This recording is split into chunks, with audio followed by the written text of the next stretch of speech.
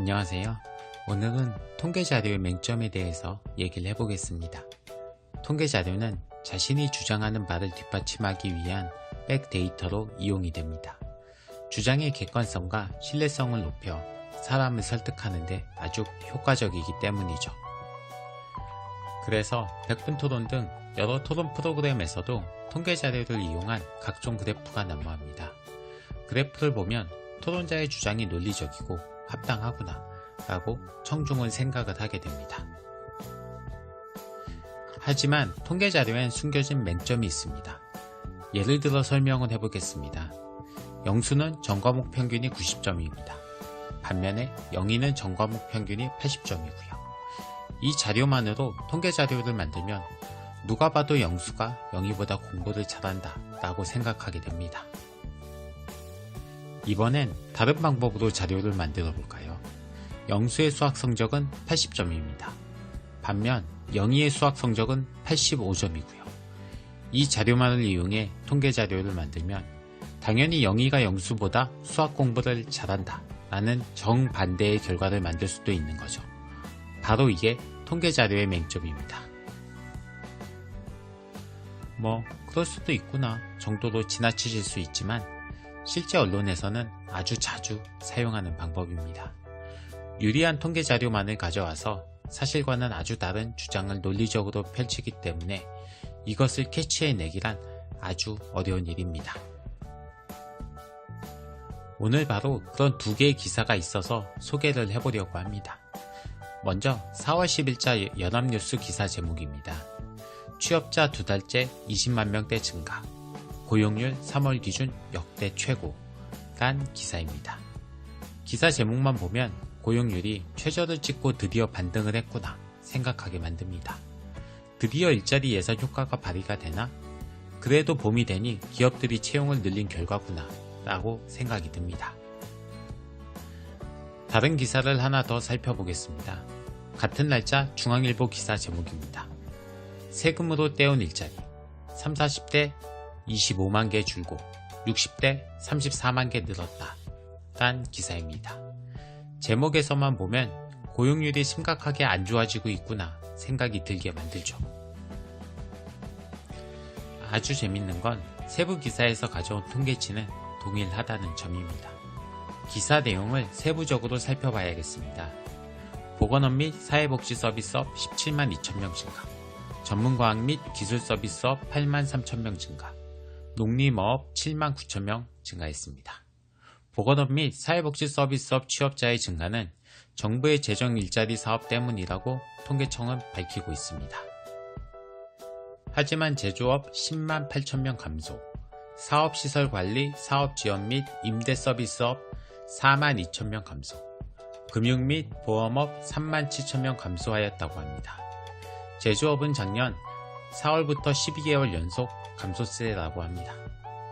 연령별 취업자를 보면 60세 이상 34만 6천명 증가, 50대 11만 1천명 증가, 20대 5만 2천명 증가하였지만 40대는 16만 8천명 감소, 30대는 8만 2천명 감소했네요. 세부 내용을 자세히 살펴보면 고용이 아주 좋아진 것처럼 보이시나요? 취업 카페에서도 이 기사에 대해 아주 의아해하고 있습니다. 3월 취업자 25만 명 증가났는데 공채 영향일까요? 상반기 취업문이 활짝 열린 걸까요? 라는 등 궁금해하는 글을 볼 수 있습니다. 그리고 제일 밑에 댓글이 아주 부정적입니다. 좋아요보다 화나요란 반응이 9배나 됐거든요. 연합뉴스에서 얘기한 것처럼 이게 과연 좋은 성적표인가 하는 점입니다. 민간회사의 중추적인 위치를 차지하는 30, 40대의 취업자 감소가 크게 눈에 들어옵니다. 회사에서 30, 40대면 이제 중간관리자 위치를 차지하면서 허리를 담당하는 위치입니다. 대리, 과장, 차장 정도의 직급이죠. 이런 중요한 허리가 얇아지고 있다는 건 큰 위기라고 생각이 됩니다. 당장 현업에서 뛰어야 할 직원들마저 불황의 그늘 앞에 회사에서 쫓겨나고 있는 상황이라는 점이죠. 12개월 연속 40대 고용률 하락은 금융위기 이후로 최장기간입니다.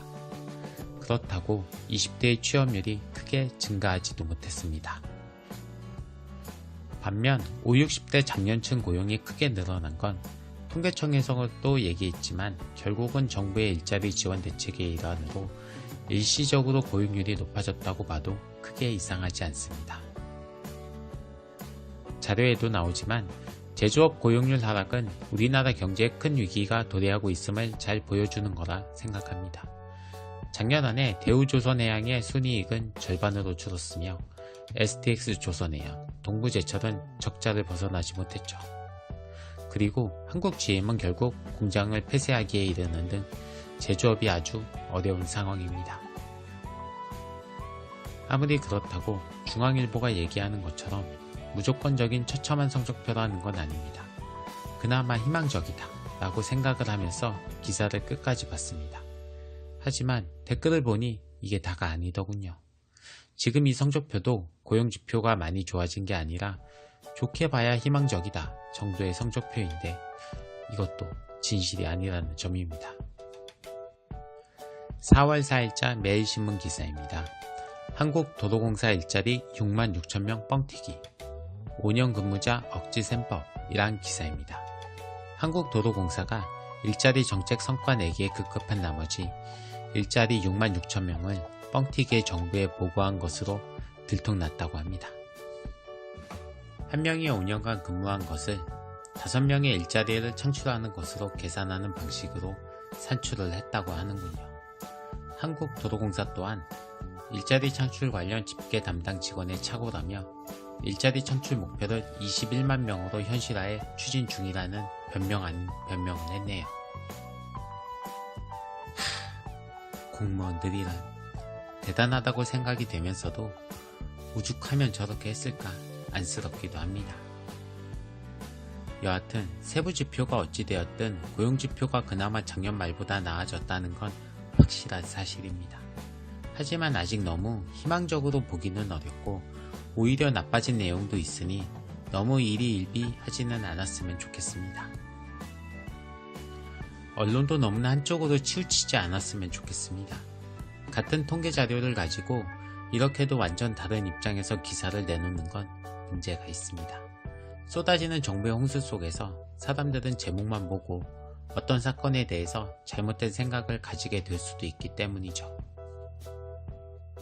요약하면 같은 통계 자료라고 해도 완전 상반된 주장이 가능하다.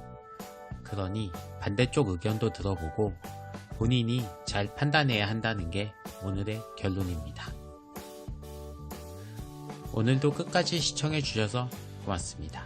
오늘은 여기까지입니다.